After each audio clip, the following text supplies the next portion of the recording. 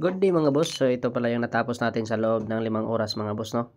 Sa loob ng 5 oras na paghinang natin, ito yung natapos natin mga boss. Ganito kasi yung buhay sa Japan, no? Bilang welder, alright. So pagkatapos mong hinangin, linisan mo. Kung may mga repairin mo. Kung may mga kailangan pang i-welding, weldingin mo na. Or kailangan mong i-grind mo na. Sa'yo lahat. Pagkatapos mo yan, pinturahan mo.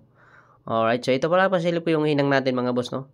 So, hindi naman tayo pakyawan para bilisan natin. So, galawang chill lang tayo mga boss kasi katawan lang yung puhunan natin dito sa abroad.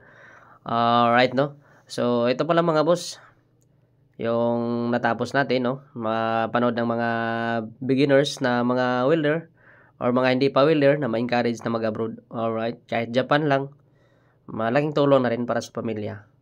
At saka, ito yung stepping stone natin, Japan, maganda. Para sa ibang country na naman yung sunod natin mga boss. Alright, no? Mas madali kasi pag galing ng Japan mag-apply. So, ito pala mga boss, no? Ayan, no? So, nandito na rin yung mga settings natin. Walang binago yung settings natin, mga boss. Tapusin nyo lang yung video, makita nyo yung settings natin. Lahat ng mga boss, walang binago sa setting. Isa lang yung settings nito, maliban lang sa Creta, yung ginagamit natin pag pang-lock. Alright, no? So, yan. Natapos na natin pinturahan. Yan, lahat. So, 5 oras natin tinira yan, mga boss. So, nakalipat na tayo, no? Sa kabila. Ayan, no? Naimpisahan ko na. So, ito pala yung settings natin, mga boss. Papakita ko.